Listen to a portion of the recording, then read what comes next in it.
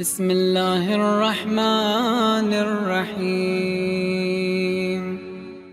من نبيين ورحمة للعالمين وشفيع المذنبين والمخاطب بطه وياسين أبي القاسم محمد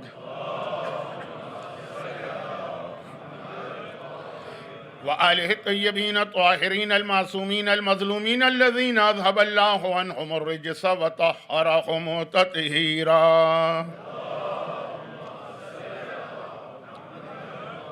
سيما على الإمام المنتظر والحجة الثاني عشر عجل اللهم له الفرج ولعنة الله على أعدائهم أجمعين من الأزل إلى الأبد. أما بعد فقد قال الله عز وجل في كتابه المبين وفرقانه المتين وقرآنه المجيد: بسم الله الرحمن الرحيم. هو الذي أرسل رسوله بالهدى ودين الحق ليظهره على الدين كله وكفى بالله شهيدا.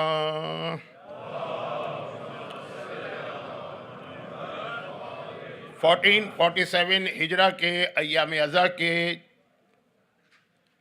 ابتدائی چند دن ہیں اور کل آنے والے کل سے تو پھر وہ راتیں شروع ہو رہی ہیں جسے ہم لوگ بڑی راتیں کہتے ہیں. 4 محرم کی مجلس ہے اور آج کی مجلس سے بڑی راتیں تو کل سے کہلاتی ہیں، لیکن آج کی مجلس سے جن شہداء کا تذکرہ شروع ہو رہا ہے اس کے لیے لاسٹ نائٹ کی مجلس تھی اور اسی کو میں کنیکٹ کروں گا. لیکن ابتدا میں 2-3 چھوٹی باتیں. لاسٹ نائٹ کی مجلس میں نے پہلے خطبے کے فوراً بعد ایک جملہ کہا تھا نا کہ خوشی بھی ہو رہی ہے اور ایک افسوس بھی ہوا تھا، وہ کل کی بات تھی. اور آج کی مجلس کے شروع میں شکریہ بھی ادا کرنا ہے اور معذرت بھی کرنا ہے. ایک تھینک یو، ایک سوری. تھینک یو کی وجہ یہ ہے کہ میں نے 2 دن پہلے اشارتاً ایک بات کہی تھی.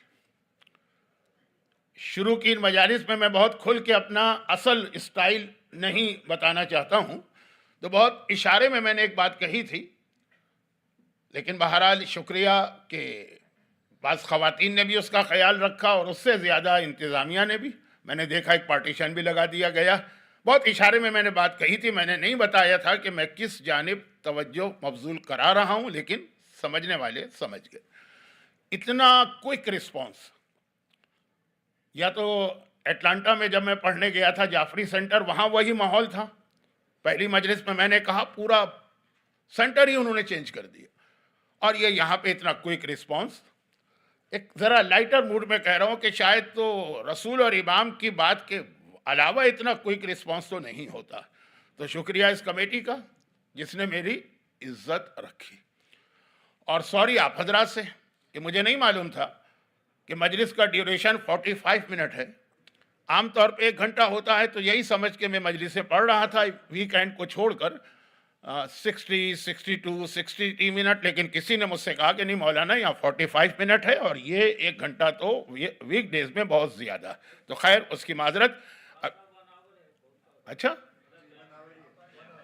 مجھے تو یہ لوگوں نے بتایا، فیڈ بیک کیا.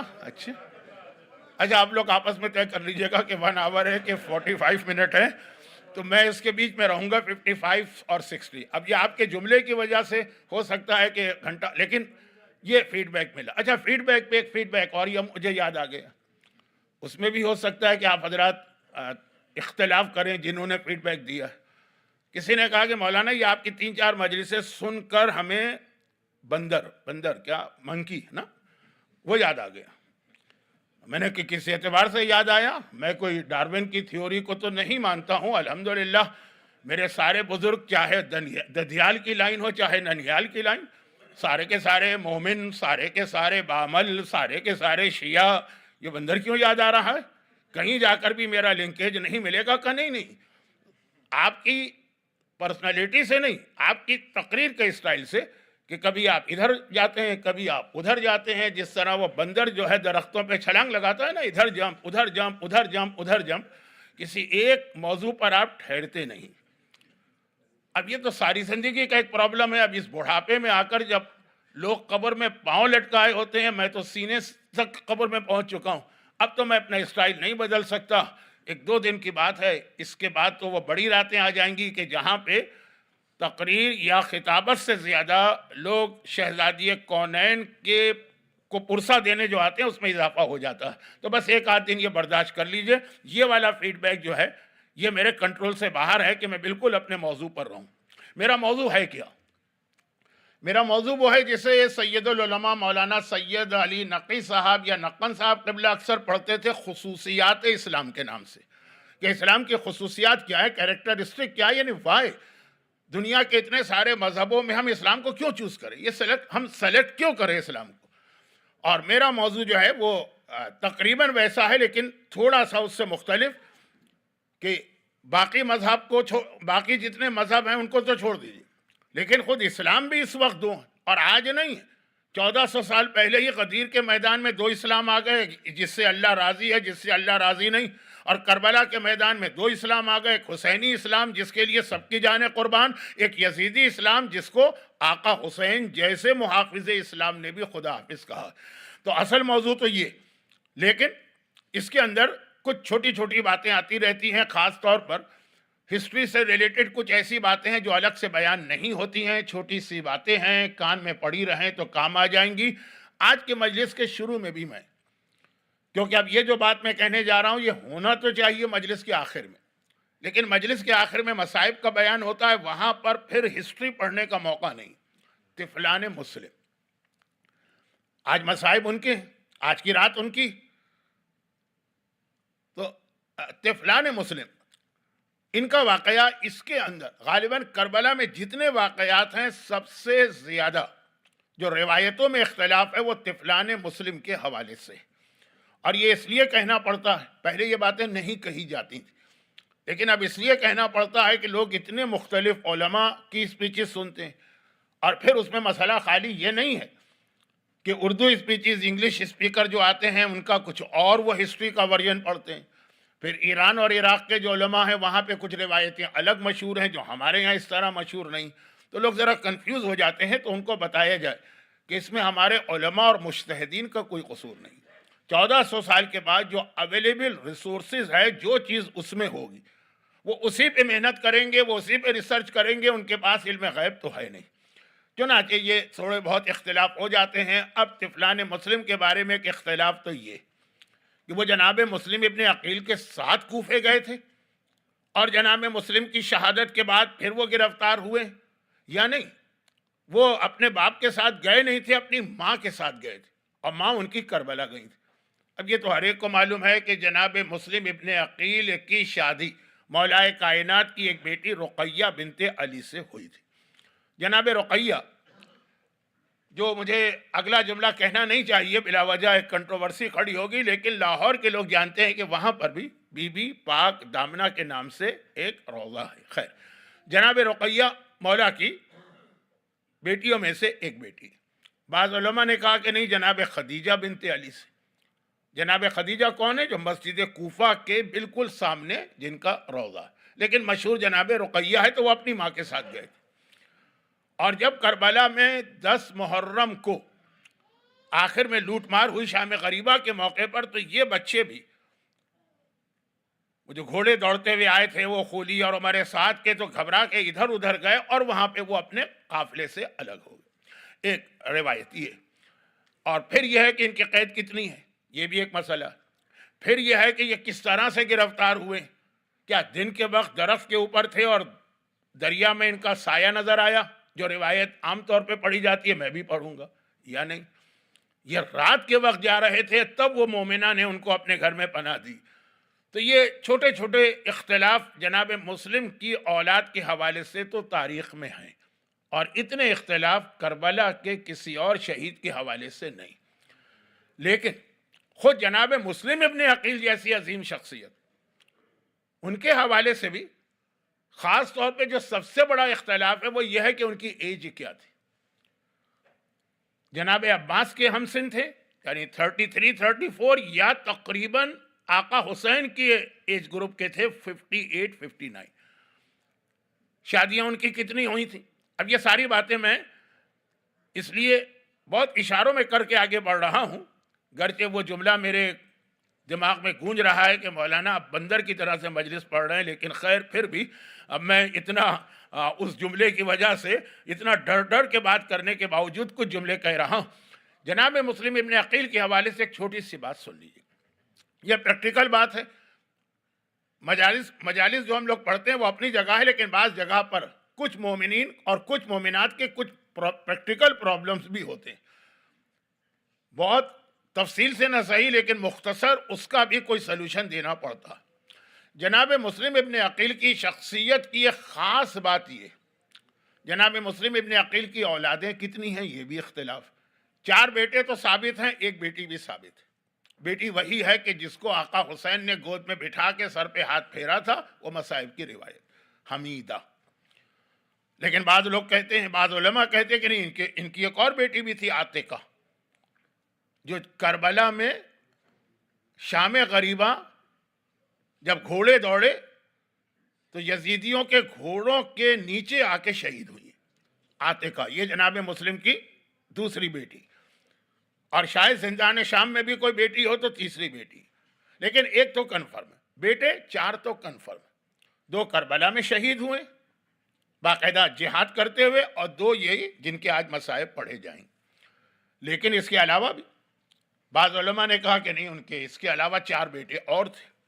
لیکن ایک بات پہ سب کا اتفاق ہے، جس کی وجہ سے میں شروع کے آپ کے 5-7 منٹ لے رہا ہوں، اور جس بات پہ اتفاق ہے وہ یہ ہے کہ ان کی جتنے بھی بیٹے تھے، 4 ہوں، جو زیادہ مشہور ہے کہ 2 کربلا میں اور 2 وہی جہاں مسیب میں ان کا روضہ ہے، محمد اور ابراہیم، چاہے 4 ہوں، 2 یہاں 2 وہاں، چاہے 8 ہوں، وہ سارے کے سارے کربلا کے حوالے سے شہید ہوئے۔ اچھا، تھوڑا آپ سمجھ گئے کہ یہ نعرہ کیوں لگوایا گیا ہے، مجلس میں تو کوئی ایسی بات نہیں ہوتی ہے، تو ذرا سا آپ حضرات تھوڑا سا آگے آ جائیے تاکہ بعد میں بیان مسلسل رہے۔ تو جناب مسلم ابن عقیل کی جتنی بھی اولادیں ہیں، لڑکیوں کی بات نہیں ہے، لڑکے 4 ہیں یا 8 ہیں، سب شہید ہو گئے، اور یہ سارے کے سارے اس طرح شہید ہوئے کہ ان میں سے کسی کی اپنی اولاد بھی نہیں تھی، اکثر تو بہت ہی کم سن تھے، ایک آدھ اگر جوان بھی تھے تو شادی سے پہلے۔ اب سنیے ایک چھوٹا سا واقعہ، اور واقعہ یہ ہے کہ مولانا مسلم مہندی جرولی کراچی میں تھے، میرے والد کے ساتھیوں میں تھے، تو ایک بار وہ بتا رہے تھے کہ میرا نام مسلم کیوں رکھا گیا۔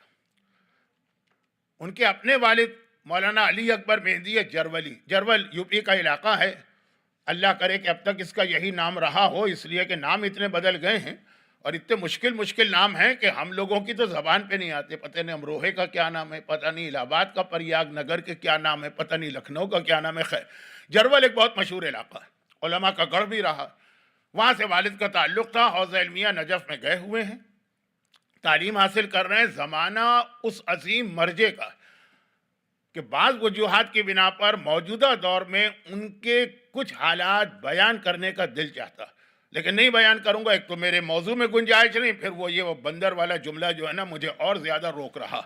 تو خیر، کون سے مرجع؟ آقا ابو الحسن اصفہانی، بہت عظیم شخصیت تھی، بلکہ انڈیا اور پاکستان میں اس وقت تو پارٹیشن نہیں ہوا تھا، صحیح معنوں میں تقلید جو شروع ہوئی تھی وہ ان کے زمانے سے شروع ہوئی تھی۔ اس سے پہلے تقلید ہوتی تھی لیکن لوکل علماء کی، وہ ایک شریعت کا مسئلہ ہے کہ تقلید ہونا چاہیے، جو دنیا میں سب سے بڑا عالم ہے لیکن اگر اس تک ایکسس نہ ہو تو پرانا زمانہ ہے، سوائے خط کے اور کوئی ذریعہ نہیں ہوتا ہے، مسائل تو فوری چاہیے ہوتے ہیں، آج کی طرح تو نہیں ہے نا۔ تو خیر، یہ بہت ان کی عظیم شخصیت ہے۔ آپ ذرا یاد کیجئے، جب آپ عراق کی زیارتوں پہ جاتے ہیں تو آج کل چونکہ راستے محفوظ ہو گئے تو مدائن بھی جاتے ہیں، ورنہ بیچ میں صدام کے بعد بھی زیارتوں کا راستہ کھلنے کے باوجود مدائن جانا بہت مشکل تھا، بغداد سے ملا ہوا۔ مدائن جب جاتے ہیں جناب سلمان فارسی کے روضے پر، تو سلمان فارسی کے روضے کے اندر ہی 2 قبریں اور بھی ہیں نا، ایک حذیفۃ الیمانی کی، ایک عبداللہ ابن جابر کی، جابر ابن عبداللہ نہیں، عبداللہ ابن جابر ایک غیر مشہور صحابی، اور وہاں ایک تصویر لگی ہے بہت بڑی، لیڈیز سیکشن میں بھی اور جینٹ سیکشن میں بھی، کہ یہ وہ صحابی ہیں حذیفۃ الیمانی، بہت اہم صحابی، پیغمبر نے ان کو ایک منافق کا نام بتایا تھا۔ حضرت عمر تو بار بار ان سے پوچھتے تھے کہ میرا نام اس لسٹ میں ہے کہ لسٹ میں نہیں. اور ان کا حضرت عمر کا ایک طریقہ بھی تھا کہ جس مسلمان کا انتقال ہو، حذیفۃ الیمانی رسول اللہ کے صحابی ہیں نا، تو جس صحابی کا انتقال ہو اگر حذیفہ اس کی نماز جنازہ نہیں پڑھتے تھے تو وہ بھی نماز نہیں پڑھتے تھے. کہ حذیفہ کا نماز نہ پڑھنا دلیل اس بات کی ہے کہ یہ منافقوں کی لسٹ میں شامل ہے.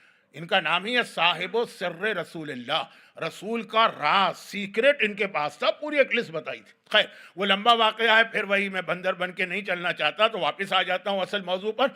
تو حذیفۃ الیمانی وہاں دفن تھے اور دریائے فرات کا پانی آنے لگا تو بادشاہ کو خواب میں آیا اور وہاں سے ان کی میت منتقل کرنا تھی. لیکن مسئلہ یہ تھا کہ کیا ایک صحابی رسول کی قبر کھودی جا سکتی؟ ایک عام مسلمان کی قبر کھودنا بھی شرعاً عام حالات میں جائز نہیں. تو اس وقت کے مرجع آقا ابو الحسن اصفہانی سے پوچھا گیا اور پوری تصویریں کہ کس طرح قبر کھودی جا رہی ہے، میت نکل رہی ہے، کس طرح عراقی آرمی گارڈ آف آنر دے رہی ہے. لیکن سب کے اوپر ایک جملہ کہ آقا ابو الحسن اصفہانی کا یہ حکم آ گیا تب یہ قبر کھولی گئی. وہ مرجع عظیم مرجع ان کے زمانے میں یہ نجف میں تعلیم حاصل کر رہے تھے اور ہر سال 2 سال کے بعد چھٹیوں پہ ہندوستان آتے تھے. پھر واپس ایک چھٹی پہ آئے ہندوستان اور پھر واپس گئے نجف میں تعلیم حاصل کرنے. ابھی وہاں پہنچے تھے، کچھ عرصہ گزرا تھا، ایک گھر سے خط آ گیا. اب یہ ہاسٹل لائف ہے، حوضے کے اندر بھی ہاسٹل لائف ہوتی ہے، شیئرنگ روم ہوتے ہیں، 2 3 4 5 اسٹوڈنٹ ایک ساتھ رہتے ہیں، کوئی ایران کا، کوئی عراق کا، کوئی لبنان کا، کوئی انڈیا کا، کوئی پاکستان کا. خط آیا، خط کھولا، خط پڑھا اور رکھ دیا. ساتھیوں نے پوچھا کوئی خاص بات تو نہیں ہے؟ کہا کہ بس یہ لکھا ہے کہ آپ کے ہاں بیٹا ہوا ہے. تو کہیں تو بڑی خوشی کی بات ہے، کوئی مٹھائی وٹھائی کچھ ہو. کہا کہ نہیں، خوشی کس بات کی؟ ابھی دیکھنا اگلے ہفتے ایک خط آ جائے گا جس میں بیٹے کی موت کی خبر ہوگی. ارے اتنے یقین کے ساتھ آپ کیسے کہہ رہے ہیں؟ کہا یہ پہلی اولاد کوئی تھوڑی. اب کچھ پرابلم ہوتے ہیں نا لیڈیز کے، تو کہا کہ میرے ہاں اولاد تو ہوتی رہتی ہے لیکن سارے بچے جو ہے بہت بچپنے میں مر جاتے ہیں. 1 ہفتہ 10 دن 12 دن سے زیادہ کوئی زندہ نہیں رہتا ہے. تو مجھے پتا یہ ہوگا.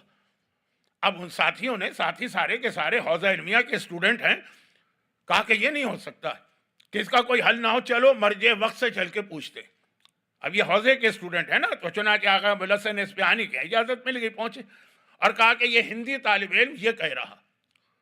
انہوں نے ایک جملہ کہا، انہوں نے کہا کہ ہم چونکہ چہاردہ معصومین، ہمارے سامنے اتنی عظیم شخصیتیں ہیں، اتنی یعنی چمکتی ہوئی شخصیتیں.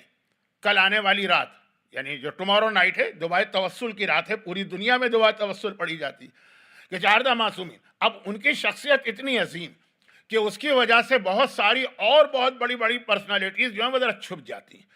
جیسے آسمان پہ ستارے تو ہر وقت ہے، لیکن جب سورج نکلا ہوا ہو تو سورج کی اپنی روشنی اتنی ہے کہ باقی ستارے ہم کو نظر نہیں آتے، وہ ہوتے ہیں. تو انہوں نے کہا کہ اسی طرح سے ان میں سے ایک شخصیت چہاردہ معصومین کے سامنے وہ چھپ جاتی ہے، وہ جناب مسلم ابن عقیل کی ہے. اللہ نے جناب مسلم میں یہ مرجع وقت کہہ رہا، بہت عظیم مرجع.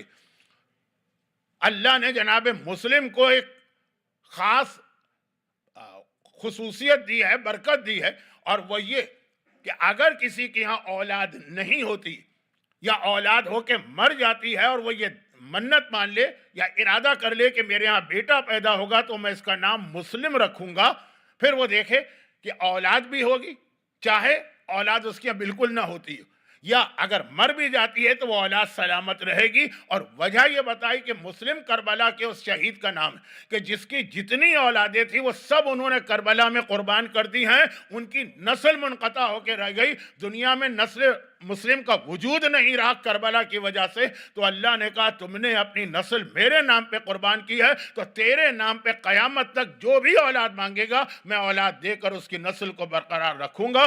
مولانا مسلم مہندی کہہ رہے ہیں اس لیے میرے بابا نے میرا نام مسلم رکھا. اور دیکھو اس وقت ان کی ایج 80 تھی کہ دیکھو الحمدللہ بالکل صحت یاب ہوں. تو جناب مسلم کا وسیلہ خاص اولاد کے حوالے سے بہت اہم ہے. اور آج کی دنیا میں اولاد ایک بہت بڑا پرابلم ہے اور اس کے 2 مسئلے، بہت بڑا پرابلم ہے. پہلا پرابلم یہ کہ اولاد ہوتی نہیں ہے کسی کے، یا لڑکا نہیں ہوتا، یا یہ کہ ہوتا ہے لیکن بہت جلدی مر جاتا.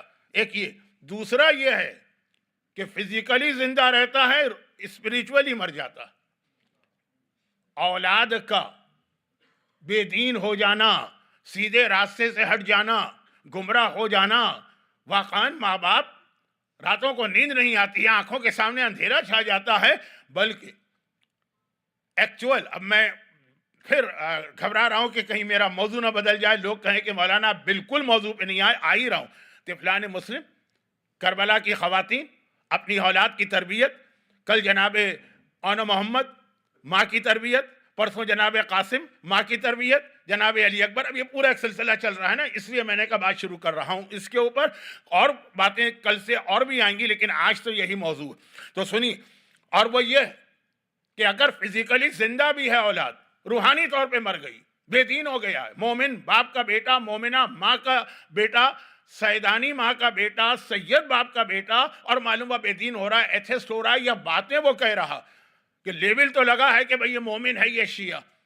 روایتوں میں ہے نا کہ آخری زمانے میں تو ایمان اس طرح سے جائے گا کہ خود اس آدمی کو بھی پتہ نہیں چلے گا کہ میرا ایمان چلا گیا، اور بہت ساری روایتیں ہیں، لیکن میں بہت اپنے آپ کو روک رہا ہوں کہ آج کا موضوع جو کل لاسٹ نائٹ کی مجلس سے ریلیٹڈ ہے وہ کہیں پہ بالکل ایسا ہو کہ شروع نہ ہو سکے۔ تو خلاصہ یہ ہے کہ اس کی چھوٹی سی مثال، میں اکثر ایک سوال کرتا تھا، اب نہیں کرتا ہوں، اس لیے نہیں کرتا ہوں کہ یہ والی چیز اب بعض نوحوں میں آ گئی ہے تو چھوٹے چھوٹے بچوں کو بھی یاد ہو گئی، لیکن پہلے میں یہ سوال کرتا تھا، میری 40 سال پہلے کی مجلس سے سن لیجیے، کہ ہر آدمی، ہر مومن، ہر مومنہ جانتا ہے کہ بازار کوفہ اور بازار شام میں آقا حسین کے کٹے ہوئے سر نے تلاوت قرآن کی تھی، مگر قرآن کے کس سورہ کی تلاوت کی تھی؟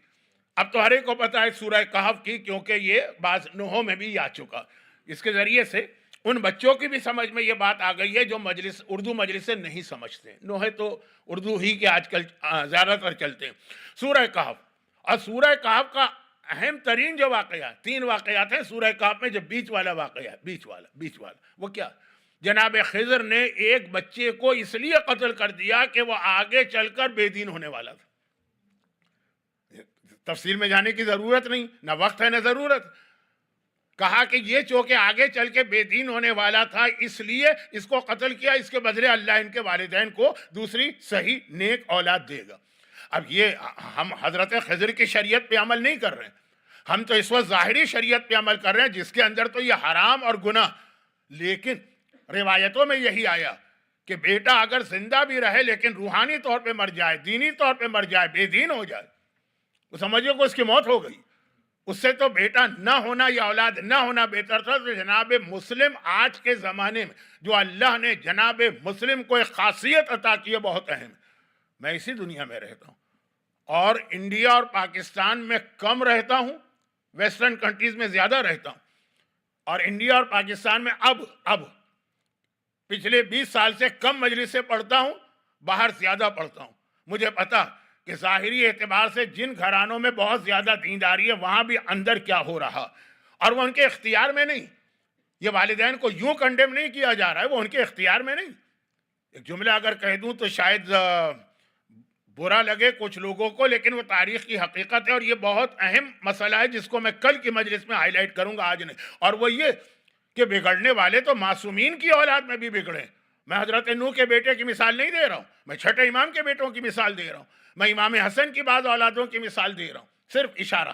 اور ذرا ٹھہر جائیے، یہ بھی بہت اہم ایک مسئلہ ہے جو کل آئے گا۔ تو خلاصہ یہ کہ والدین کو برا نہیں کہا جا رہا ہے، لیکن ایک پرابلم تو ہے نا، والدین کے لیے ہونا بھی چاہیے کہ اولاد بے دین ہوئی جا رہی ہے، اب کیا کرے؟ پرائز پے کرنا پڑتی ہے ویسٹرن کنٹریز میں رہنے کی، لیکن یہ بہت ہی بڑی پرائز۔ دنیا خرید کے اگر اپنی اولاد کو آپ نے بیچ دیا تو یہ فائدے کا سودا ہے کہ نقصان کا سودا؟ کیوں قرآن نے کہا وَالْعَصْرِ إِنَّ الْإِنسَانَ لَفِي خُسْرٍ؟ انسان خسارے میں، وہ خسارے کا سودا کر رہا ہے کچھ سہولتوں کے لیے۔ میں قطعاً یہ نہیں کہہ رہا، نہ میں اس تھنکنگ کا قائل ہوں کہ یہاں رہنا حرام ہے یا یہاں مت رہیے، یا تو بعض تو ممبر پہ اتنے ایکسٹریم پہ چلے جاتے ہیں کہ مکان بیچیے، گاڑی بیچیے، بزنس بیچیے، واپس جائیے پاکستان انڈیا۔ وہاں کون سا اچھا ماحول؟ یہاں سے کچھ بہتر نظر آئے گا لیکن وہاں کون سا اچھا؟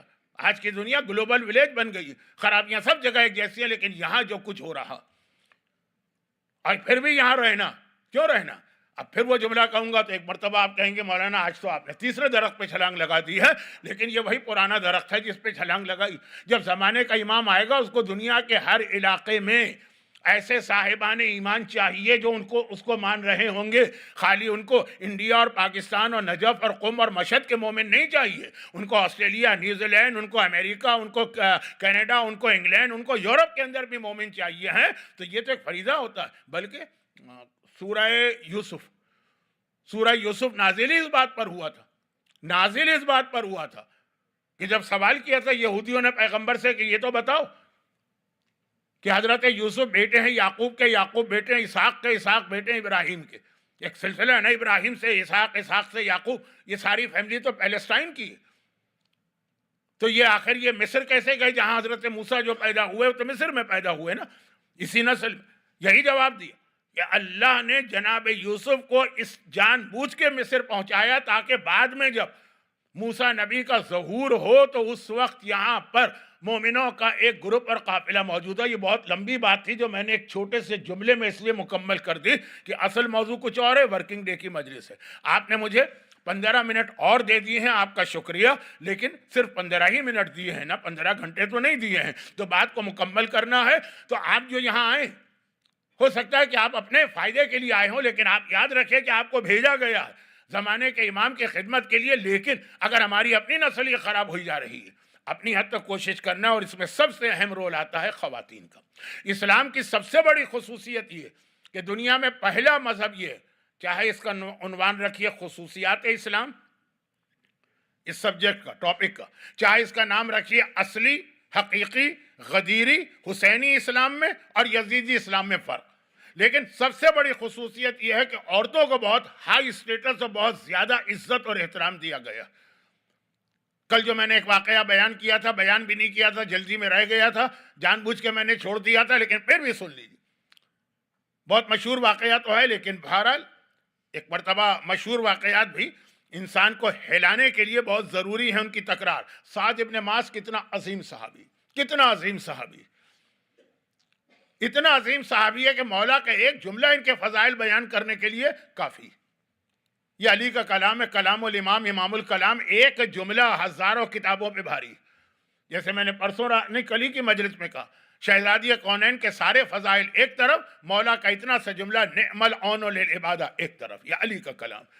اسی طرح سے سعد ابن معاذ کے لیے مولا کا ایک جملہ. جنگ خندق کا ذکر تو آپ نے بہت سنا. جنگ خندق میں ایک ہی مسلمان شہید ہوئے، وہ سعد ابن معاذ. وہ بھی میدان خندق میں نہیں، وہاں تو ان کو تیر لگا، زخمی ہوئے. جب یہ لوگ واپس پلٹ کے مدینے میں آئے، رسول اللہ کو اتنی محبت تھی سعد سے، کہا میری مسجد کے صحن میں ان کا خیمہ لگایا جائے جس میں ان کا علاج. لیکن بہرحال زخم بڑھتا گیا، شہید ہو گئے. پیغمبر کی زندگی میں جنگ خندق کے فوراً بعد، جب پیغمبر کی وفات کے بعد اختلافات ہوئے اور جو کچھ ہوا وہ آپ کے علم میں ہے، اس وقت مولا نے جملہ کہا کہ اگر سعد ابن معاذ زندہ ہوتا تو مجال تھی کسی کی کہ ہمارا حق ہم سے چھینتا. مولا اگر کسی کے بارے میں یہ جملہ کہیں کسی غیر معصوم کے لیے، تو بڑی سٹرونگ ان کی پرسنالٹی تھی. یہ مدینے کے اپنے پرانے باشندے تھے، اس لیے مدینے پہ ان کا بہت زیادہ اثر تھا. ان کے ہوتے ہوئے کسی کی مجال نہیں تھی کہ اہل بیت کے خلاف کوئی ظلم کرتا. لیکن جنگ خندق میں شہید ہو گئے. اور پھر شہادت کے بعد بھی آپ کو معلوم ہے کہ جس طرح پیغمبر نے ان کو عزت دی اور احترام دیا، جیسے ہی پتہ چلا کہ ان کا انتقال ہوا ہے، پیغمبر نے ان کے غسل و کفن کے لیے وہ طریقہ اختیار کیا جو فاطمہ بنت اسد کے لیے کیا تھا، کہ اپنا کرتا بھجوایا کہ اس کو کفن میرے کرتے میں دیا جائے گا. اور اس کے بعد پیغمبر نے جب نماز جنازہ پڑھائی تو 70 مرتبہ نیت کی اور پھر نماز جنازہ شروع کی، یعنی 70 اللہ اکبر شروع میں کہے. یا رسول اللہ، نماز جنازہ میں 5 اللہ اکبر ہوتے ہیں، پہلا تو ایک ہی ہوتا، 70 کیوں؟ کہا کہ میں ایک دفعہ اللہ اکبر کہتا تھا، آسمان سے 1000 فرشتے اتر کے آتے تھے کہ یا رسول اللہ، اللہ نے ہمیں حکم دیا کہ آسمان کی عبادتیں بند کرو، سعد ابن معاذ کے جنازے میں جا کے شریک ہو جاؤ. ہم آسمان پہ اپنے مسلح لپیٹ کے یہاں آتے ہیں. ابھی پیغمبر نے ان کو آتا دیکھا، دوبارہ اللہ اکبر کہا، لیکن ایک بار پھر 1000 فرشتے آ گئے، 70,000 فرشتے، کیونکہ 70 لوگوں نے گنا، 70 کاؤنٹ کیا، 70 مرتبہ اللہ اکبر کہہ کے نماز شروع کی. آسمان کے فرشتوں کی آسمان کی عبادت بند کرائی جا رہی ہے اس نماز جنازہ کی وجہ سے. اور پہلے بار اسلام میں یہ سنت آئی جو آج تک باقی ہے. کون سی سنت؟ کہ جب پیغمبر نے سعد کا جنازہ اٹھوایا تو پہلے تھا کہ جنازہ اٹھاؤ، جہاں کاندھا دو دے دو، نہیں، پیغمبر کبھی آگے کندھا دیتے ہیں، کبھی پیچھے کندھا دیتے ہیں، کبھی رائٹ سائڈ پر، کبھی لیفٹ سائڈ پر۔ لوگوں نے بعد میں پوچھا یا رسول اللہ آج آپ گھوم کیوں رہے تھے؟ کہا کہ میرے ساتھ جبرائیل و میکائیل بھی اس جنازے کو کندھا دینے آ رہے تھے۔ جب وہ دونوں پیچھے جاتے تھے تو میں آگے آ جاتا تھا، دونوں آگے آتے تھے میں پیچھے جاتا تھا، دونوں رائٹ پہ جاتے تھے میں لیفٹ پہ جاتا تھا، دونوں لیفٹ پہ جاتے تھے تو میں رائٹ پہ چلا جاتا تھا۔ جبرائیل و میکائیل جنہوں نے مولا کے جنازے کو کندھا دیا تھا، وہ سعد ابن معاذ کو پیغمبر نے قبرستان میں دفن کیا، ان کو جنت البقیع۔ آج بھی آپ جائیں گے تو جنت البقیع میں دور سے قبر نظر آئی۔ اب تو بقیع میں کسی قبر پہ جانے ہی نہیں دیتے، بہت دور سے نظر آئے گی، لیکن ہے آج بھی قبر۔ لیکن جیسے ہی قبر بند کر کے پیغمبر باہر نکلے، ایک مرتبہ پہلے تو مڑ کے دیکھا، جیسے کوئی آپ کو پیچھے سے آواز دے تو آپ مڑتے ہیں نا، اور اس کے بعد پیغمبر کے چہرے پہ غم کے آثار آ گئے۔ یا رسول اللہ یہ کیا ہوا؟ کہا کہ جیسے ہی میں نے بقیع کے قبرستان سے قدم باہر نکالا، پیغمبر کے قدم خود ایک برکت ہوتی ہے نا، جیسے ہی باہر نکالا قبر کی دونوں دیواریں تیزی سے آگے بڑھیں اور اپنے درمیان لے کر سعد ابن معاذ کو دبایا۔ وہ جو فشار قبر کا عذاب کہلاتا ہے، جو قبر کا پریشر ہے، جو قبر کی پہلی رات کا سخت ترین عذاب ہے کہ پسلی کی ہڈیوں میں پسلیاں ایک دوسرے میں داخل ہو جاتی ہیں، انسان بال کی طرح باریک ہو جاتا ہے، وہ عذاب آنا شروع ہو گیا۔ ابھی رات نہیں آئی، یہ عذاب ہمارے اور آپ کے لیے رات کے وقت ہے۔ تبھی ہے کہ نماز وحشت سے قبر پڑھ لو تو مرنے والا اس سے بچ جائے گا، صدقہ دے دو بچ جائے گا۔ ابھی دن کا وقت ہے، پیغمبر قبرستان بقیع سے ایک قدم باہر نکالا اور عذاب آ گیا۔ یا رسول اللہ یقین نہیں آ رہا، جس کے جنازے میں 70,000 فرشتے نماز پڑھنے آئے، جن کے لیے فرشتوں کی نمازیں آسمان کی روک دی جائیں، جن کو جبرائیل و میکائیل کندھا دیں، جو جنگ خندق کے شہیدوں، شہید راہ خدا کا پہلا خون کا قطرہ زمین پہ گرے، سارے گناہ معاف ہیں، اور اتنے جلدی فشار قبر۔ کہا جتنی ان کی نیکیاں قیامت میں یہ 14ویں کے چاند کی طرح چمک رہے ہوں گے، انبیاء بھی ان کا رتبہ دے کر رش کریں گے۔ ایک پورے قبیلے کی بکریوں کے جسم پر جتنے بال ہیں، ساری بکریوں کے، اتنے گناہگاروں کی یہ بخشش کرائے گا۔ لیکن ایک گناہ ایسا کرتا تھا جس کی سزا ملی، اور وہ یہ ہے کہ اپنی بیوی کے ساتھ بات چیت میں بڑا بد اخلاق تھا، بہت ہی روڈ تھا۔ بہت سے لوگ آپ کو ملے گے گھر کے باہر بہت خوش اخلاق ہے، گھر کے باہر بہت اچھے ہیں، گھر کے اندر تو اب یہ ہے کہ سعد ابن معاذ جیسا عظیم صحابی کے مولا جس کو یاد کر کے رو رہے ہیں کہ اگر یہ زندہ ہوتا تو کوئی ہمارا حق نہ لے سکتا تھا۔ لیکن یہ گناہ جس میں عورت کی توہین ہو رہی ہے، کوڑا مارنا پھر بھی آسان ہوتا ہے، لیکن بعض اوقات زبان کا زخم کوڑے کے زخم سے زیادہ ہوتا ہے۔ مجھے معلوم ہے کہ جہاں میں بیٹھا ہوں یہاں ممکن نہیں، پولیس آ جائے گی، نہیں بس رہی کہ اگر بیوی کے ساتھ ڈومیسٹک وائلنس کا کیس بن جائے گا نا، مجھے معلوم، لیکن میں آپ کو ان جرنل بتا رہا ہوں کہ اسلام میں کتنا احترام عورت کو دیا گیا، ایکول بٹ ڈیفرنٹ کہہ کر۔ اب ڈیفرنٹ کے اوپر ایک جملہ سن لیجیے۔ کل میں نے آپ کو ایک اور اینگل سے بات بتائی تھی، وہ ایک ذرا لائٹر موڈ تھا، وہ چوکیدار کا واقعہ، پلین کریش کا۔ اب آئیے سیریس، جہاں پہ اللہ کا رسول جس کو بٹھا کے چلا جائے۔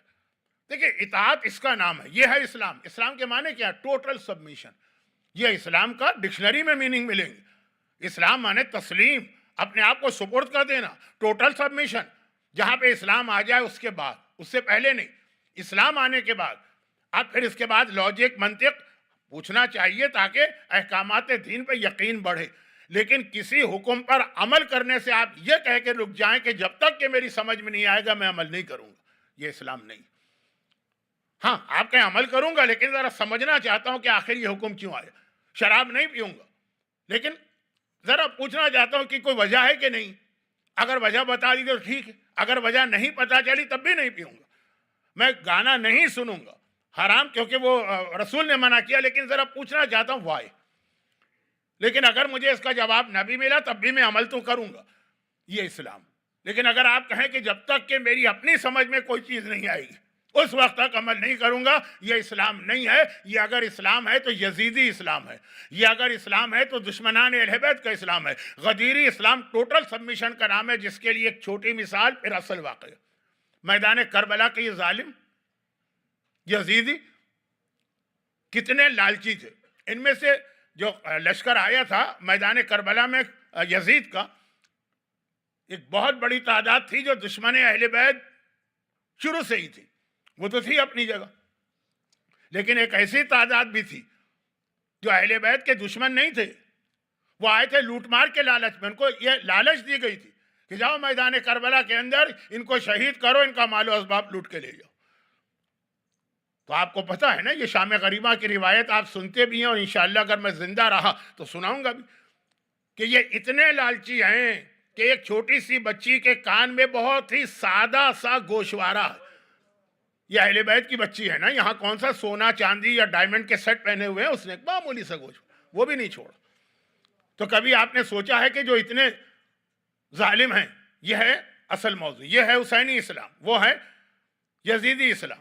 حسینی اسلام کیا کہ جو اتنے ظالم اور لالچی ہیں, لوٹ مار کرنے کے لیے آ رہے ہیں, انہوں نے بیمار کے نیچے سے بستر بھی کھینچ لیا, انہوں نے ایک وہ گوشوارہ بھی کھینچ لیا. خیمے ٹینٹس جو خیمے اہل بیت کے لگے, ایٹ لیسٹ 18 خیمے تو تھے نا. آج آپ جاتے ہیں عراق میں خیمہ گاہ کی زیارت کرتے ہیں, وہ پورا بلڈنگ کا اسٹرکچر دیکھتے ہیں, کتنے اس کے اندر خیمے تھے اور کتنے اس کے باہر تھے. بھئی ام فروا کا خیمہ تو آج بھی باہر ہے, تو یہ سارے خیمے لگے تھے, کم سے کم 18 تھے. ایک خیمے کی قیمت کتنی ہوتی؟ خیمہ بہت ہی سستا نہیں ہوتا, کم از کم اس گوشوارے سے تو زیادہ قیمتی ہوتا. جنہوں نے وہ گوشوارے چھینے انہوں نے خیمے لوٹے کیوں نہیں, جلائے کیوں؟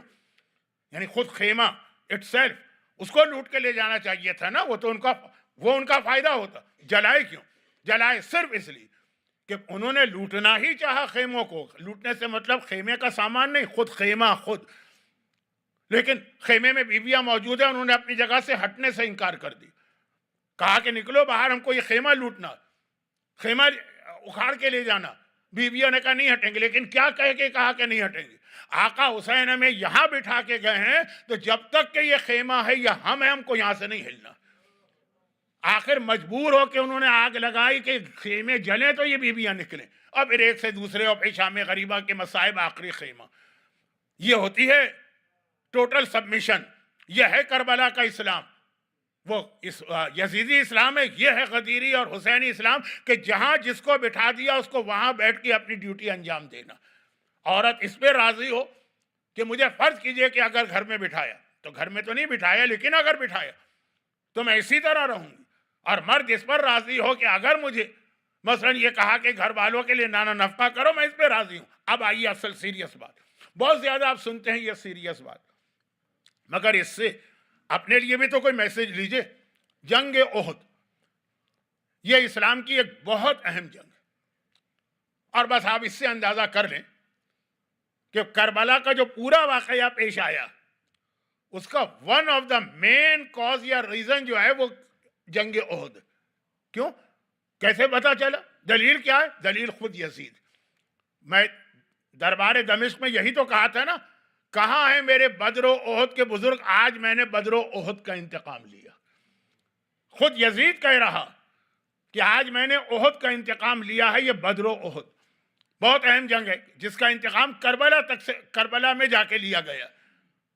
وہ یزیدی اسلام جہاں احد کا انتقام لیا جا رہا, مگر احد کے اندر ایک چھوٹا سا واقعہ جو بہت مشہور ہے. میں پڑھ نہیں رہا ہوں, واقعہ نہیں پڑھنا, ضرورت ہے کیا؟ نہیں, میں اصل موضوع پہ آ گیا. جو مومن مجھے فیڈ بیک بھیجنا چاہیں کہ مولانا اب تک آپ نے موضوع نہیں شروع کیا ہے, اپنے موضوع پہ رہیے, یہ موضوع ہی. اور وہ کیا؟ وہ یہی کہ جنگ احد جب شروع ہوئی, اب ٹوٹل سبمیشن میں ایک بات احد سے ریلیٹڈ بھی ہے چھوٹی سی, اور اس کے بعد اہم بات. میدان احد جب جنگ ختم ہوئی نا, پیغمبر نے سارے لاشیں جمع کی.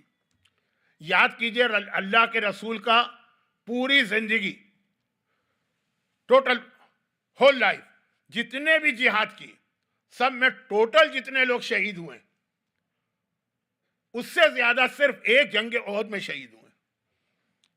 پیغمبر نے جتنے جہاد کیے بدر سے لے کر حنین تک, اور ٹوٹل آپ کیجویلٹیز کہ کتنے لوگ شہید ہوئے سب ملا کے وہ کم ہے. اور ایک خالی بدر کی لڑائی, بدر کا ماتم پیغمبر نے کیا نا, جناب حمزہ کو یاد کر کے کہ کوئی ماتم کرے. احد کا, احد کی بات کر رہا ہوں, احد کے ایک جنگ کے شہید. اور اس کی وجہ ایک یہ تھی کہ دشمنوں نے سرپرائز اٹیک کیا تھا. جب احد کی لڑائی ختم ہو گئی, میتیں جمع ہو رہی, ایک میت کو دیکھ کے لوگ گھبرا کے پیچھے ہٹ گئے. کہا یا رسول اللہ, یہ عجیب میت نظر آ رہی. میت میں کوئی خرابی نہیں تھی. کہا کہ اس کے بالوں سے پانی ٹپک رہا ہے. حبیب ابن مظاہر کے لیے جملہ ہے نا کہ ان کے بڑے بڑے بال تھے, 2 زلفیں تھیں. میثم عمار نے حبیب کو دیکھ کے کہا تھا نا کہ میں دیکھ رہا ہوں ایک سرخ چہرے والے کو جس کی 2 زلفیں، اس کا سر کاٹ کے لایا جائے گا، کوفے میں گھمایا جائے گا اور قاتل کو بھاری انعام دیا جائے گا۔ تو اسی طرح یہ اس سے پہلے، اسی طرح نہیں، اس سے پہلے احد میں لاشا کہ یا رسول اللہ اس کے سر سے پانی ٹپک رہا۔ پیغمبر قریب آئے کہ اچھا ہی تو حنظلہ ہے، اور یہ پانی اس لیے ٹپک رہا ہے کہ جملہ سنیے، جنت سے فرشتے کوثر کا پانی لے کے آئے ہیں اور آنے کے بعد اسے غسل دیا ہے۔ یہ غسیل الملائکہ، غسیل جیسے ایک لفظ شہید ہے، ایک لفظ وزن میں بتا رہا ہوں، شہید، قتیل، قتیل مانے مقتول، غسیل یعنی جس کو غسل دیا جائے۔ ٹائٹل بن گیا اس کا حنظلہ کا غسیل الملائکہ، جسے فرشتے آسمان سے چاندی، یہ پیغمبر کا جملہ، چاندی کے برتن لے کے آئیں۔ سورہ دہر میں قرآن کریم نے چاندی کے برتن کا ذکر کیا ہے نا، اور چاندی کو عربی میں کیا کہتے ہیں؟ فضہ۔ تو فضہ کا نام بھی آ گیا اور ایک جنت کی نعمت بھی آ گئی۔ تو وہ چاندی کے برتن لے کے آئے، کوثر کا پانی لائے، اس کو غسل دیا گیا۔ تو یہ اس کے وہ اس غسل کا پانی اس کے یہاں سے ٹپک رہا۔ یا رسول اللہ اتنے سارے احد میں شہید ہوئے، کسی اور کو تو یہ غسل نہیں دیا، فرشتوں نے اس کو کیوں دیا؟ اور ویسے بھی شہید راہ خدا پر غسل نہیں ہوتا، اسے غسل کیوں دیا؟ کہا یہ اس کے گھر والے بتائیں گے۔ اسی حنظلہ کی بیوی کا نام جمیلہ تھا، جو میں نے 2 دن پہلے اشارہ کیا تھا، جمیلہ۔ اور اس کی بیوی سے پوچھا گیا، اس نے کہا کہ یا رسول اللہ آپ کو تو معلوم ہے، آپ نے تو نکاح پڑھایا تھا، کل ہماری شادی ہوئی تھی اور یہ اسی رات کو رخصتی ہوئی تھی، ہم شوہر اور بیوی نے سہاگ رات منائی تھی۔ اور اس کے بعد پھر یہ سیرت حلبیہ میں یہ جملہ کہ اس کے بعد پھر صبح کا وقت آیا تو یہ غسل کرنے گیا۔ غسل ہوتا ہے نا جو شادی اور اس کے بعد چیزیں میں بیان نہیں کرنا چاہتا، غسل کرنے گئے۔ اس نے اپنے جسم کے ایک حصے پہ پانی ڈالا۔ غسل میں 3 کے حصے کیے جاتے ہیں نا، پہلے سر و گردن دھو، پھر رائٹ، پھر لیفٹ۔ ہو سکتا ہے کہ آغا سیستانی کا مقلد کہے کہ رائٹ لیفٹ ملا کے، لیکن کم از کم 2 حصے تو ہے نا۔ ابھی سر پہ پانی ڈالا تھا کہ آپ کا اعلان مدینے کی گلیوں میں گونجا کہ دشمن سر پہ آ گیا ہے۔ جو مسلمان جس حالت میں ہے، آرڈر آف دا ڈے، فرمان امروز یہ ہے کہ جس حالت میں، اسی حالت میں اپنے گھر سے نکل کے میدان احد پہنچ جائے۔ جو ہتھیار اس کے ہاتھ میں آ جائے وہ ہتھیار لے کے پہنچ جائے۔ اس نے خالی سر و گردن پہ پانی ڈالا، لیکن جیسے ہی آپ کا اعلان سنا اسی حالت میں نکل گیا۔ یہ ہے سبمیشن۔ اتنا بھی نہیں ٹھہرا کہ بھئی تھوڑا سا جسم رہ گیا، اس کو بھی میں مکمل کر لوں، نہیں، حکم رسول آ گیا، ٹوٹل سبمیشن۔ یہ حقیقی اسلام ہے، یہ غدیری اسلام ہے، یہ حسینی اسلام ہے۔ یہ اسی حالت میں نکل کے میدان میں آیا اور شہید ہو گئے۔ تو اس کے اوپر غسل واجب تھا۔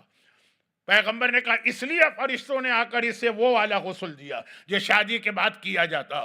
ٹوٹل سبمیشن اس کا نام ہے کہ 1 منٹ اور 1 سیکنڈ کا انتظار بھی نہیں کہ بھائی جب اتنا پانی ڈال لیا نا تو تھوڑا سا پانی اور بھی ڈال لو، نہیں۔ پیغمبر نے کہا اس وقت جو جس حالت میں ہے فوراً میدان احد میں پہنچے۔ اب میدان احد میں اتنی شہادتیں ہوئی کیوں؟ سوال یہ اصل میں ہر ایک کو بتائے۔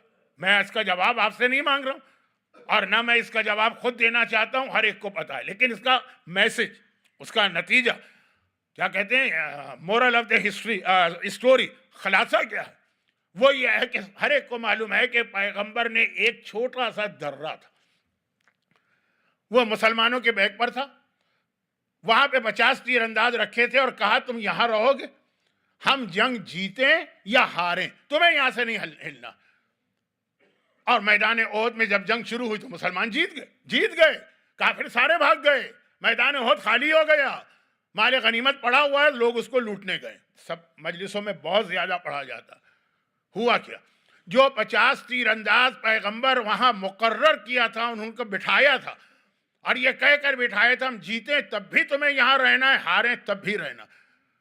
47 آؤٹ آف 50 یعنی 94% مسلمان وہ وہاں سے ہٹ گئے۔ 3 باقی بچے جن میں ان کے لیڈر بھی تھے، وہ چیختے رہے کہ رسول اللہ کا حکم بھول گئے، لیکن کہا کہ اب رسول کا حکم کیا، اب تو ہم جیت گئے۔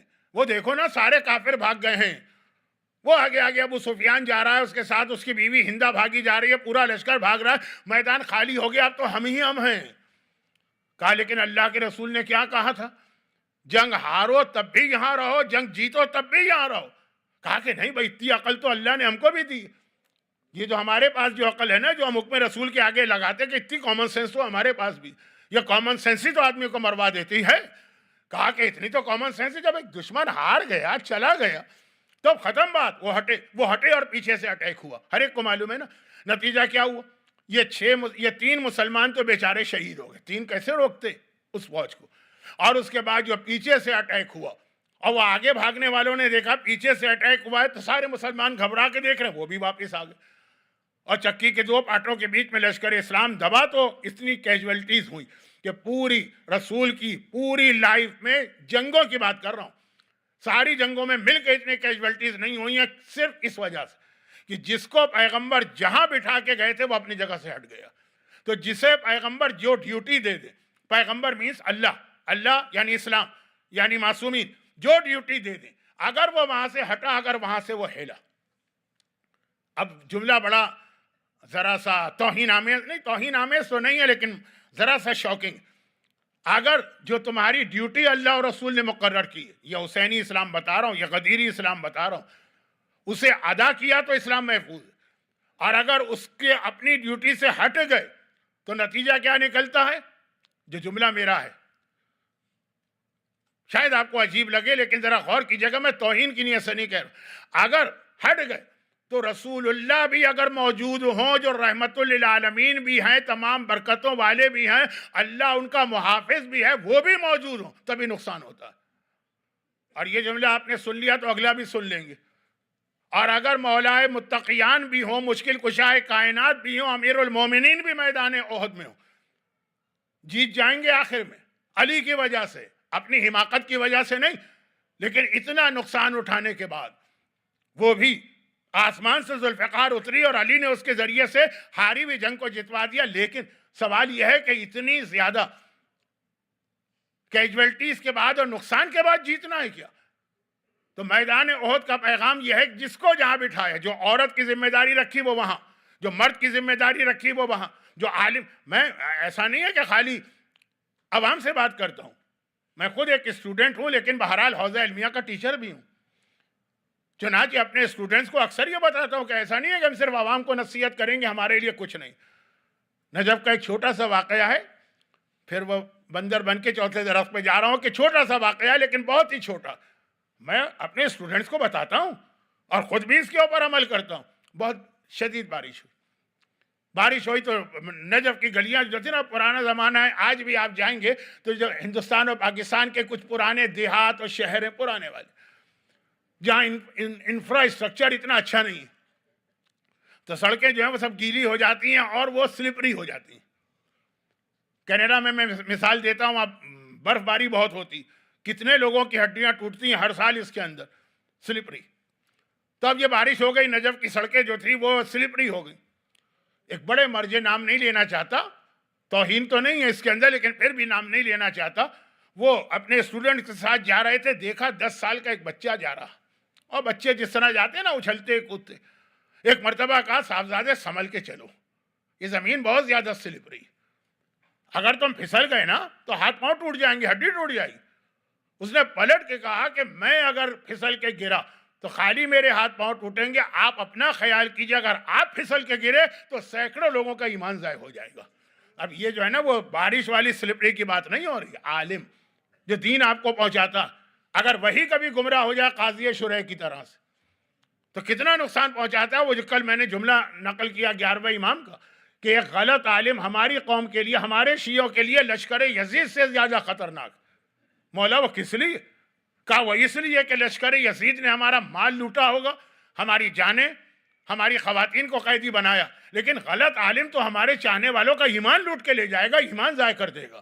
اور یہ بہت اہم ایک مسئلہ ہے، لیکن یہ تھوڑا آگے چل کے آئے گا کہ اسلام کا اس کی ایک خصوصیت یہ بھی کہ سوائے معصوم کے اور کسی پر اتنا ریلائی نہیں کر سکتے ہیں. مرجے کا اسٹیٹس اپنی جگہ، وہ بات آئے گی. تو عرض یہ کر رہا تھا کہ عورتوں کو بہت ہائی اسٹیٹس ہو دیا، لیکن اتنی ہی بڑی ان کی ڈیوٹی بھی، اور وہ ڈیوٹی سب سے بڑی جو ہے وہ یہ ہے کہ اولاد کی صحیح تربیت کرنا. ماں نمازی ہوگی تو بیٹا بھی نمازی بنے گا، ماں حجاب والی ہوگی تو بیٹی بھی حجابی بنے گی، ماں اگر گانے سے اپنے آپ کو بچائے گی تو اولاد بھی گانے سے اپنے آپ کو بچائے گی. باپ تو بہت بعد میں آتا اور بہت تھوڑے عرصے کے لیے آتا ہے، کیونکہ روزی کمانے کے لیے صبح سے شام تک. اب آج کا ماحول ایسا بنایا گیا کہ جتنا مرد مصروف ہے اس سے زیادہ خواتین کو مصروف کر دیا. ہر عورت کو جاب کرنا. میں جاب کے بھی خلاف نہیں ہوں. میں کوئی بہت آپ یہ نہیں کہہ سکتے کہ مولانا آپ کس کنویں کے مینڈک کے کہاں سے نکل کے آ رہے ہیں. الحمدللہ اگر آپ ویسٹ میں رہ رہے ہیں تو میں بھی 25-30 سال سے ویسٹ میں رہ رہا ہوں اور میں بھی وہ سارا ماحول جانتا ہوں. لیکن جو حکم خدا ہے وہ تو آپ تک پہنچانا ہے. اپنی بیسک ڈیوٹی ادا کر کے پھر جو دل چاہے کرے. کربلا کی خواتین اس کی بہترین مثال. آخری میرے جملے، کیونکہ جتنا آپ نے مجھے ٹائم دیا تھا وہ میں نے تقریباً لے لیا. تو اب یہ کہ آپ بعد میں پچھتائیں نہیں کہ ہم نے کیوں شروع میں یہ جملہ کہہ دیا تھا. کربلا اس کی بہترین مثال ہے. کربلا کی ساری اولادیں دیکھ لیں، لیکن خاص طور پر اس میں ہمارے سامنے مسلم ابن عقیل کی یہ 2 لالات ہیں. رقیہ بنت علی، علی کی بیٹی، علی کے گھر سے آئیں. کیا کردار ہوگا اس ماں کا؟ مولا کی بیٹی ہے. بھائی جناب زینب و ام کلثوم کے لیے تو میں بات ہی نہیں کرتا. اگرچہ ٹرمینالوجی میں ہم ان کو معصوم نہیں کہتے کہ 14 معصوم ہے، لیکن وہ عصمت صغریٰ کی تو مالک ہے. لیکن باقی علی کی بیٹی مسلم ابن عقیل کو میں اسی لیے مسلم ابن عقیل اور پھر کل ام فروا اور پھر ام لیلہ اور پھر رباب، ایک سلسلہ چلے گا. اب یہ چھوٹے بچے، چاہے وہ روایت صحیح ہو کہ باپ کے ساتھ کوفے گئے تھے اور جب باپ شہید ہو گئے تو دونوں بچے اکیلے رہ گئے، اور چاہے یہ روایت صحیح ہو کہ 11 محرم کو جو قافلہ چلا تھا تو یہ بچے اس قافلے سے بچھڑ گئے تھے. لیکن خلاصہ یہی ہے ان دونوں روایتوں کا کہ محمد اور ابراہیم 2 بیٹے ہیں جو اس قافلے سے الگ ہو گئے ہیں. قافلہ تو آگے بڑھ گیا اگر وہ روایت صحیح ہے، یا بابا تو مارا گیا. بعض روایتوں میں ہے کہ مسلم نے شہادت کے موقع پر کوفے کے ایک آدمی سے کہا تھا کہ میرے بچوں کو مدینے پہنچا دینا، اور اس نے وعدہ تو کر لیا تھا. لیکن مسلم کی شہادت کے بعد جب یہ دیکھا کہ حالات کتنے خراب ہیں تو اس نے کہا کہ بچوں میں اپنی زندگی خطرے میں نہیں ڈال سکتا، میں تمہیں راستہ بتاتا ہوں. اور یہ ہے کہ بچے کوفے سے نکلے تو فوراً گرفتار ہو گئے. پہرے لگے ہیں. یہ پہلی گرفتاری ہے، بلکہ اصل گرفتاری یہی ہے. دوسری دفعہ تو وہ مارے ہی گئے تھے. ابن زیاد کے دربار میں یہ بچے لائے گئے. اور میں دوسری روایت بھی پڑھ دوں اور اس کے بعد پھر ایک ہی روایت چلے گی. قافلے سے بچھڑ گئے، اہل بیت کا لٹا قافلہ کوفے آ گیا، پھر کوفے سے شام بھیج دیا گیا. تب یہ بچے پکڑ کے لائے گئے. قافلہ تو جا چکا ہے. ابن زیاد نے کہا کہ اچھا ان بچوں کو قید خانے میں ڈال دو. یہ ہے ماں کی تربیت. علی کے نواسے ہیں. دونوں بچے قید خانے میں پہنچائے گئے. جملے جو میں کہنا چاہ رہا ہوں وہ اس کے ساتھ والے جملے. 1 سال اس قید میں رہے. چھوٹے بچے کتنے ہوں گے؟ 9 سال 10 سال، اس سے بھی کم شاید. پورا دن روزہ رکھتے تھے. ایک پورا سال. جنہوں نے عراق کی گرمی دیکھی اور کوفے کی گرمی دیکھی ہے نا، پورا دن روزہ رکھتے ہیں، پوری رات نمازیں پڑھتے ہیں. گھر کا ماحول یہی دیکھا. اور ادھر قید خانے کا داروغہ صرف رات کے وقت ان کے لیے 2 چھوٹی سی روٹیاں لے کے آتا ہے، ایک اس بچے کو اور ایک اس بچے کو، اور پانی کا ایک کوزہ لے کے آتا ہے. آدھا کوزہ یہ پیے گا، آدھا کوزہ پانی وہ پیے گا. 1 سال گزر گیا. 1 سال. دن 2 دن 4 دن. ماہ رمضان جب گرمیوں میں آتا ہے تو لوگ گنتے ہیں کہ اب 5 روزے رہ گئے، اب 3 روزے رہ گئے، اب 1 روزہ رہ گیا. 1 سال. جسم گویا ہڈیوں کا ڈھانچہ بن گیا. ایک مرتبہ بڑے بھائی نے چھوٹے بھائی سے کہا کہ کس طرح کب تک ہم زندگی گزاریں گے؟ آؤ یہ جو ہمارے قید خانے کا نگران ہے، مشکور نام تھا، آج ذرا اس سے بات کر کے دیکھتے ہیں. شام کے وقت جب وہ روزے کے افطار کا وقت ہے، روٹیاں اور پانی لے کے آ رہا. انہوں نے ایک مرتبہ کہا کہ اے بزرگ، کیا تو مسلمان ہے؟ کیونکہ یہ بھی پتہ نہیں کہ ابن زیاد نے کس کو مقرر کیا. کہا کہ الحمدللہ. کیا محمد رسول اللہ کو جانتا ہے؟ کہا جانتا. کیا ان کے نام کا کلمہ پڑھتا ہوں. کہا کیا جعفر طیار کو جانتا ہے؟ کہا کون نہیں جانے گا، اللہ نے ان کو 2 پر دیے ہیں جس سے وہ جنت میں اڑ رہے ہیں. تو کہا کیا علی ابن ابی طالب کو جانتا ہے؟ کہا وہ تو میرا امام ہے، وہ تو میرا مولا ہے۔ اب اطمینان ہوا کہ یہ خالی مسلمان ہی نہیں ہے، مومن بھی ہے۔ لیکن اے بچوں تم یہ سارے نام کیوں لے رہے ہو؟ کہا اسی علی کے نواسے ہیں۔ بھئی یہ سننا تھا۔ وہ دروغہ سر پیٹنے لگا، چہرہ پیٹنے لگا، بچوں تم نے اس سے پہلے کیوں نہ بتایا؟ ارے میں نے کتنا گناہ کیا۔ اچھا بعد میں یہ پکڑا گیا تھا اور 100 کوڑے اس کو مارے تھے، جس کے نتیجے میں یہ مر گیا تھا ابن زیاد کے دربار میں۔ لیکن کہا کہ میں نے اتنا بڑا گناہ کیا۔ اب بچوں میں قید خانے کا دروازہ کھولتا ہوں تو میں راستہ بتاتا ہوں، رات کے وقت کوفے سے نکل جانا، جو مجھ پر گزرے گی یہ میرے اس گناہ کی سزا ہوگی جس کے لیے میں تیار ہوں۔ قید خانے کا دروازہ کھولا، محمد اور ابراہیم دونوں نکلے، چھوٹے چھوٹے بچے۔ زندگی میں کبھی یہ بغیر والدین کے اپنے گھر سے باہر اپنے وطن مدینے میں بھی نہیں نکلے، اور کہا کہ ایک بالکل اجنبی شہر، اور شہر سے بھی نکال کے جنگل میں بھیجا۔ اندھیری رات، ہاتھ کو ہاتھ سجھائی نہ دے، جائیں تو کہاں جائیں؟ وہ چل رہے ہیں بغیر کسی منزل کے کہ ایک مرتبہ 2 روایتوں میں سے ایک ہی روایت اب پڑھ رہا ہوں کہ صبح کا وقت آ گیا، سورج نکلنے لگا۔ بھائیوں نے کہا کہ سورج نکل گیا ہے، اب اگر لوگ ہمیں دیکھیں گے تو پکڑ لیں گے، آؤ اپنے آپ کو چھپا دو۔ کہاں چھپاؤ؟ وہی ایک طریقہ تھا کہ آپ کو معلوم ہے کہ کوفے اور نجف میں کھجور کے درخت بہت ہوتے ہیں۔ ایک درخت تھا کہ اس درخت کے اوپر دن بھر چھپاتے ہیں، رات کو نکلیں گے۔ چنانچہ ایک درخت کے اوپر چڑھ کے یہ دونوں اپنے آپ کو پتوں میں چھپا کے بیٹھے۔ قریب میں ایک مومنہ کا گھر، صبح کا وقت ہے، اس کی کنیز پانی بھرنے کے لیے، گھر کے لیے پانی چاہیے، پانی بھرنے کے لیے آتی، اور ایک مرتبہ جھکتی ہے دریا میں پانی لینے کے لیے۔ دریا میں 2 چاند جیسے چہروں کا عکس نظر آ رہا۔ گھبرا کے اس نے دیکھا درخت کے اوپر 2 بچے پتوں کے بیچ میں چھپے ہوئے ہیں۔ ایک مرتبہ تڑپ کے کہتی ہے کہ بچوں تم یہاں کیوں بیٹھے ہو؟ نیچے اترو۔ اب بچوں نے دیکھا کہ راستہ کھل گیا ہے، نیچے اترتے ہیں۔ کہا کہ تم ہو کون؟ تعارف کرایا کہ ہم کون ہیں، مسلم کے بیٹے ہیں، علی کے نواسے ہیں، خاندان رسالت سے تعلق۔ کہ چلو میرے ساتھ، میری مالکن محب اہل بیت ہے اور وہ تمہیں یقیناً پناہ دے گی، یہ کہہ کے ان کو لے کے آئی۔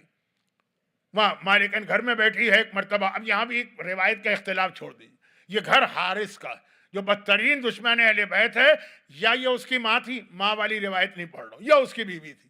جب اس کو پتا چلا کہ یہ امام زادے، تڑپ کے کہا کہ آقا اور مولا آپ میرے گھر میں آئے، میری خوش قسمتی، لیکن میرا شوہر دشمن ہے اہل بیت، میں آپ کو گھر میں چھپا کے رکھتی ہوں، آپ خاموشی سے یہاں پہ رہیے گا۔ جب اگلی رات آئے گی تو رات کے اندھیرے میں آپ کو مدینے پہنچانے کا انتظام کروں گی۔ سارا دن یہ بچے پیچھے والے کمرے میں رہے، اور اس مومنہ نے مزید احتیاط کے لیے دروازے پہ قفل لگا دیا، کسی کو پتہ نہ چلے، یہاں تک کہ رات آ گئی۔ اب یہ رات کو ان بچوں کو بھیجنا، مگر رات جو آئی تو گھر کا اصل دروازہ کھلا اور اس کا شوہر حارث آتا، بہت تھکا ہارا، بہت ہی زیادہ تھکا نظر آ رہا۔ بی بی نے پوچھا کہ اتنے تھکے ہوئے ہو، کہاں تھے؟ کہا کہ آج صبح جب میں دربار ابن زیاد میں گیا تو پتہ چلا کہ 2 قیدی بھاگ گئے، اور ابن زیاد نے اعلان کیا ہے کہ جو ان کو لے کر آئے گا اس کو انعام دیا جائے گا۔ 1 کو لے کر آؤ گے تو 1000 درہم ملیں گے، 2 کو لے کے آؤ گے 2000۔ ارے 2000 درہم اتنی بڑی رقم! میں سارا دن ان بچوں کو ڈھونڈتا رہا، پورا شہر چھان مارا، شہر کے باہر دیکھ لیا، کاش یہ بچے مجھے مل جائیں تو 2000 درہم مجھے انعام مل رہا، لیکن بہت تھکا ہوا ہے کہ بس کھانا لاؤ، میں سوؤں گا، کل پھر ان کو ڈھونڈوں گا۔ اور ایک مرتبہ وہ آ کے باہر کے کمرے میں سو گئے، بچے اندر کے کمرے میں، اور یہ پتا ہے کہ آدھی رات کے بعد وہ مومنہ نے وعدہ کیا، لیکن اس کو کیا معلوم تھا کہ شوہر آ جائے گا اور اسی دروازے کے قریب آئے گا۔ دونوں بچوں کی آنکھ لگی، آنکھ لگے ہوئے تھوڑی دیر گزری تھی کہ بڑے بھائی نے آنکھیں کھولی اور ایک مرتبہ چھوٹے بھائی کو بیدار کیا۔ کہا کہ بھائی میں نے خواب میں اپنے جد رسول خدا کو دیکھا ہے، اور میرے جد کے ساتھ ہمارا نانا علی مرتضیٰ بیٹھا تھا اور ہمارا بابا مسلم ابن عقیل بیٹھا تھا، اور اللہ کا رسول مسلم سے کہہ رہا تھا مسلم تم تو آ گئے، اپنے بچوں کو کہاں چھوڑ کے آ گئے؟ مسلم نے ہاتھ جوڑ کے کہا یا رسول اللہ بس یہ آج کی رات بچے بھی میرے پاس آنے والے۔ چھوٹے بھائی نے گھبرا کے کہا ارے یہی خواب تو میں نے بھی دیکھا تھا کہ ہمارا بابا کہہ رہا ہے کہ بچے ہمارے پاس آنے والے۔ بھائیوں نے باپ کو 1 سال بعد خواب میں دیکھا، گلے میں باہیں ڈال کے رونے لگے، آواز بلند ہوئی، حارث کی آنکھ کھلی، وہ باہر ہی تو ہے۔ ایک مرتبہ گھبرا کے کہتا ہے یہ بچوں کی آواز کہاں سے آ رہی ہے؟ مومنہ کہتی ہے شاید پڑوس میں کوئی بچہ رو رہا۔ کہا نہیں یہ پڑوس کی بات نہیں ہے، یہ تو بالکل میرے سر پہ آواز آ رہی ہے۔ چنانچہ بند دروازے کو دیکھا، قفل کھولا، اندر داخل ہوا، اندھیرا۔ चुनाचे वो टटोलता हुआ आगे बढ़ा, एकदम उसका हाथ छोटे भाई से टकराया, कहा यहाँ तो कोई बच्चा नजर आ रहा है। और फिर जो चिराग रोशन किया, ये दो इमामजादे, ये दो नबीजादे एक मर्तबा गले में बाहें डाले रो रहे हैं, दोनों को गिरफ्तार करके खींचता वलाया। बात मुख्तसर करता हूँ। चुनाचे सुबह का वक्त आ गया, एक मर्तबा दोनों बच्चों को खींचता हुआ घर के बाहर लाया। वहीं तो दरियाए फुरात बह रहा था, जहाँ वो कनीज पानी भरने गई थी। दरियाए फुरात के करीब पहुंचा, साथ में गुलाम को बुलाया, साथ में बेटे को बुलाया। बीवी तड़पती हुई आ रही है, अरे इन पर रहम फरमा, अरे ये नबीजादे हैं, अरे जालिम इनको छोड़ दे। लेकिन वो कह रहा है कि मेरा इनाम। और एक मर्तबा बच्चों को देख के कहता कि तुम ही तो मेरे मुजरिम हो ना, इब्ने ज़ियाद के दरबार में ले जाऊंगा। बच्चों ने कहा कि हम आले रसूल से ताल्लुक़ रखते हैं, हम पर रहम फरमा, हमारा जद क़यामत के दिन तुम्हारी शफात करेगा। कहा तुम्हारे जद की शफात नहीं चाहिए, इब्ने ज़ियाद का इनाम चाहिए है। और एक मर्तबा बच्चे कहते हैं अच्छा ऐसा कर, हमें जिंदा ले जा इब्ने ज़ियाद के सामने, फिर वो जो हमारे साथ करे तुझे इनाम भी मिल जाएगा। कहा नहीं, मैं तो कटे हुए सर ही लेके जाऊंगा ताकि इब्ने ज़ियाद खुश हो जाए। गुलाम से कहता है इन बच्चों को ले जा दरिया के किनारे, इनके सर काट के इनके लाशें दरिया में फेंक दे। गुलाम लेके चला। बड़े भाई ने छोटे भाई को देखा, दोनों ने गुलाम को देखा और कहा क्या है गुलाम, तेरी शक्ल हमारे जद के मौज़िन बिलाल हबशी से कितनी मिलती जुलती है। घबरा के कहता है बिलाल का नाम लिया, बिलाल से तुम्हारा क्या ताल्लुक। कहा कि वो हमारे जद का मौज़िन था। गुलाम कहता तुम्हारा जद कौन था। कहा रसूलुल्लाह हमारे जद थे, बस ये सुनना था। एक मर्तबा गुलाम ने तलवार फेंकी, आका से कहा मैं जा रहा हूं, मैं इन नबीजादों को शहीद नहीं कर सकता। एक रिवायत में दरिया में छलांग लगा के निकल गया, दूसरी रिवायत यह है कि नहीं, आका ने गुलाम को कत्ल किया। अब अपने बड़े बेटे को बुलाया घर से और कहा कि बेटा बाप की यह खिदमत कर, मैंने तेरे लिए हलाल और हराम दोनों माल जमा करके रखा है, हर सहूलत दी है, एक काम तुझसे लेना है। हाथ जोड़ के कहा बाबा हुक्म दीजिए, बाप की इताअत तो वाजिब है ना। कहा ये बच्चे हैं मुजरिम हैं, ये तलवार ले और इनकी गर्दन उड़ा दे। वो तलवार लेके बच्चों की जानिब चलता है। बच्चों ने देखा और कहा कि है नौजवान, तेरी जवानी पर रहम आ रहा है, जब तेरा ये जिस्म जहन्नम की आग में जलेगा तो क्या गुजरेगी। वो घबरा के कहता है इसका मतलब क्या हुआ। कहा कि हम मोहम्मद रसूलुल्लाह की औलाद में हैं, अगर हमें मारेगा तो क्या तुझे जन्नत मिलेगी जहन्नम मिलेगी। ये सुनना था, तुम रसूल की औलाद हो। तलवार फेंक के भाग रहा है। बाप कहता है बेटा कहाँ जा रहे हो, मेरी इताअत वाजिब है। कहा नहीं, अल्लाह की इताअत आपकी इताअत से पहले वाजिब है, मैं अपनी जहन्नम नहीं खरीद सकता। जालिम आगे बढ़ा तो एक अजीब मंजर है। बच्चे उससे कह रहे हैं कि अभी भी हम पे रहम कर। कहा कि नहीं, मेरे दिल में रहम होता ही नहीं, मेरा दिल रहम से खाली है, मैं रहम जानता ही नहीं हूं। बच्चों ने कहा अच्छा फिर एक काम कर ले, हमें 4 रकत नमाज पढ़ने की इजाजत दे दे, नमाज पढ़ ले, फिर जो दिल चाहिए है नमाज। एक मर्तबा जालिम दोनों को नमाज की इजाजत देता है। नमाज खत्म करके दोनों भाइयों ने आसमान को देखा, या हय्यो या कय्यूम या अलीम या अहकमल हाकिमीन अहकिम बैनना व बैनहु बिल हक, ऐ अहकम हाकिमीन, हमारे और जालिम के बीच में हक के जरिए फैसला करना। और वो तलवार लेके आगे बढ़ा तो एक अजीब मंजर बन गया। और वो मंजर क्या बना, इधर तलवार लेके आगे बढ़ा, बड़ा भाई आगे आया, कहा पहले मेरी गर्दन उड़ा दे। छोटा भाई दौड़ के आया, नहीं पहले मुझे मार, पहले मेरी गर्दन पे तलवार चलाया। दोनों भाइयों में इख्तिलाफ हो रहा है। जालिम न माना, तलवार ली, पहले बड़े भाई का सर काटा, सर को एक थैले में रखा, ये दरबार में ले जाना, ये दरबार में ले जाना, इनाम लेना है। फिर दूसरे भाई का सर काटा, इसी थैले में रखा, दोनों लाशें दरिया के अंदर फेंके। बल्कि रिवायत है, मख्तल की रिवायत, कि पहला लाशा फेंका, वो लाशा बहने लगा कि एक मर्तबा दूसरे लाशे से आवाज आई, भाई जरा ठहर जा, मैं भी तेरे पीछे पीछे आ रहा हूं। कौन सा बेसर का लाशा कह रहा है, बेसर का लाशा। ये दूसरा लाशा भी दरिया में डाला, दोनों मिल गए। लाशों ने एक दूसरे के जिस्म में बाहें चिपका दी और ये जालिम चला। फिर तो बातें छोड़े, लेकिन एक मुख्तसर सी बात यह है कि मैंने एक बहुत ही मशहूर आलिम से ये सुना है, किताब में नहीं पढ़ा, कि ये मोमिना हारिस की बीवी कुछ ना कर सकी, लेकिन बच्चों के खून वाले कपड़े जमा किए और फिर किसी तरह मदीने में पहुंची। और जनाब मुस्लिम इब्ने अकील की औलाद में एक ही بچی زندہ ہے، وہ یتیمہ مسلم جس کے سر پہ حسین ہاتھ پھیر چکے ہیں، ایک مرتبہ گھر میں داخل ہوتی ہے رقیہ، ان بچوں کی ماں، ایک مرتبہ ان کے سامنے یہ خون آلود کپڑے رکھتی ہے، شہزادی یہ ہیں آپ کے لال جنہیں ظلم سے شہید کیا گیا۔ حمیدہ مسلم کی چھوٹی بیٹی دوڑ کے آتی ہے، ارے میرے بھائیوں کے کپڑے آ گئے، بھائیوں کے کپڑے دیکھے۔ حمیدہ نے گریہ ماتم شروع کیا۔ میں ہاتھ جوڑ کے آخری جملہ کہوں گا، اے شہزادی حمیدہ، اے یتیمہ مسلم، آپ کے بھائی مارے گئے، خون آلود کپڑے دیکھے، آپ سے برداشت نہ ہوا، آپ خش کھا کے گر پڑی، لیکن آئیے کربلا میں بھی ایک ننھی بچی ہے جس کا بڑا بھائی بھی مارا گیا، اس نے بھائی کے سینے میں برچی کا پھل دیکھا، اور ایک ننھی بچی ہے جس کا چھوٹا بھائی بھی باپ کے ہاتھوں میں شہید ہوا، اور اس نے اپنے علی اصغر بھائی کا چھدا ہوا گلا دیکھا۔ اجرکم علی اللہ علی ولعنۃ اللہ علی اعدائہم اجمعین۔ پروردگارہ مسلم ابن عقیل اور طفلان مسلم ابن عقیل کا واسطہ کہ تو نے ان کو یہ رتبہ عطا کیا کہ ان کے نام پہ دعائیں قبول ہوتی ہیں، اور آج تو میری زبان پہ اصغر کا نام آ گیا جو خود باب الحوائج ہے، اور اصغر کا ذکر ہو اور اصغر کی اس دادی کا ذکر نہ ہو جس کی گود میں یہ چھدا ہوا گلا والا لاشا ہے۔ ان صاحبان ایمان کو، ان کے گھروں کو، ان کے گھر والوں کو، ان کی روزی کے ذرائع کو، ان کی اولادوں کو دنیا اور آخرت کی ہر پریشانی سے محفوظ فرما، ان کی ساری حاجتوں کو پورا فرما۔ ہمارے تمام مرحومین، خصوصاً آج کے مجلس کے جو اسپانسر ہیں، ان کی تمام مرحومین کی مغفرت فرما، ان مظالم کے انتقام کے لیے امام زمانہ کے ظہور میں تعجیل فرما، غیبت میں ہمیں اپنی ذمہ داریاں ادا کرنے اور بعد ظہور امام کی فوج کا سپاہی بننے کی توفیق عطا فرما۔